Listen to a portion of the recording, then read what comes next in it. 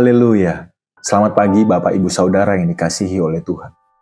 Satu ucapan syukur, Tuhan memberikan kesempatan bagi kita untuk kita dapat mengikuti morning worship GPDI Zion Altar pada pagi hari ini. Puji Tuhan, kebenaran firman Tuhan pada pagi hari ini akan berbicara tentang Yesus, kasihanilah aku, yang terdapat di dalam kitab Lukas pasal 18 ayat 35 sampai 43. Saya akan bacakan ayat yang 38 terlebih dahulu. Lalu ia berseru, Yesus anak Daud, kasihanilah aku. Bapak Ibu Saudara yang dikasihi oleh Tuhan, Lukas pasal 18 ini adalah bagian dari perjalanan Yesus menuju Yerusalem. Dalam perjalanannya menuju Yerusalem, ada satu kota yang harus dilewati, yaitu kota Yeriko. Jadi kota Yeriko ini adalah kota yang sangat penting untuk perjalanan menuju Yerusalem. Orang-orang Yahudi yang ingin merayakan Paskah juga harus melewati tempat ini. Kemudian, pada saat Yesus hampir tiba di kota Yeriko, muncullah ayat yang ke-35. Berkata demikian, waktu Yesus hampir tiba di Yeriko, ada seorang buta yang duduk di pinggir jalan dan mengemis. Waktu Yesus hampir tiba di kota Yeriko, ada seorang buta yang duduk di pinggir jalan sambil mengemis. Orang ini bukan saja tidak dapat melihat, tetapi orang ini juga kekurangan secara finansial. Ketika dia duduk di pinggir jalan, ini menunjukkan bahwa orang ini bergantung kepada orang lain untuk bertahan hidup. Kemudian, ayat 36 mengatakan, waktu orang itu mendengar orang banyak lewat, ia bertanya, apa itu? Ketika orang buta itu mendengar keramaian yang terjadi di sekitarnya, yang tidak biasa ia alami, dia bertanya kepada orang random, orang acak yang ada di sekitarnya, apa itu? Apa yang telah terjadi di sekitar saya? Kemudian ayat 37 mengatakan, kata orang kepadanya, Yesus orang Nazaret lewat. Jadi ada seseorang yang menjawab pertanyaan orang buta itu, yaitu Yesus orang Nazaret lewat. Jadi Yesus adalah nama yang umum pada saat itu.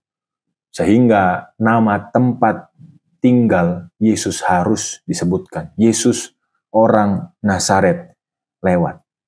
Dan ketika ada orang mengatakan Yesus orang Nazaret lewat, orang itu akan mengerti. Itu adalah Yesus yang sanggup menyembuhkan. Itulah adalah Yesus yang sanggup memulihkan. Itu adalah Yesus yang sanggup mengadakan mujizat di tengah-tengah mereka. Setelah mendengar hal itu, maka orang buta itu berseru, Yesus, anak Daud, kasihanilah aku.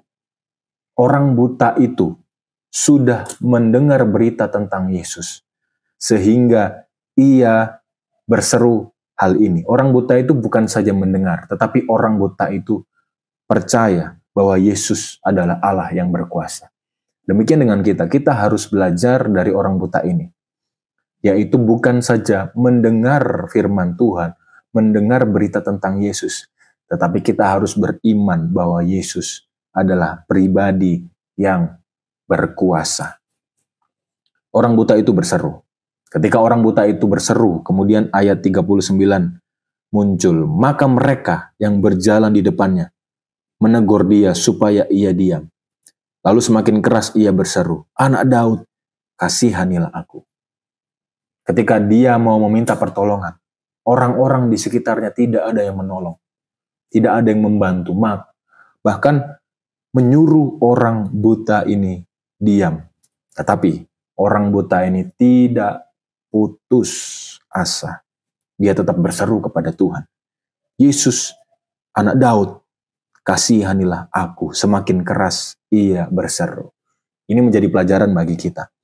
Sekalipun orang-orang di sekitar kita tidak ada yang menolong kita. Sekalipun juga sepertinya Yesus tidak mendengar pada seruan yang pertama. Sekalipun sepertinya Yesus tidak peduli, Yesus tidak mendengar. Tetaplah berseru kepada Tuhan. Tetaplah percaya kepada Tuhan.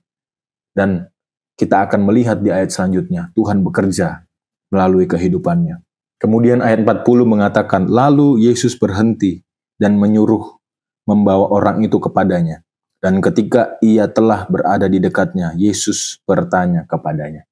Pada seruannya yang kedua, Yesus merespon orang buta itu dan menyuruh orang untuk membawa dia datang kepadanya.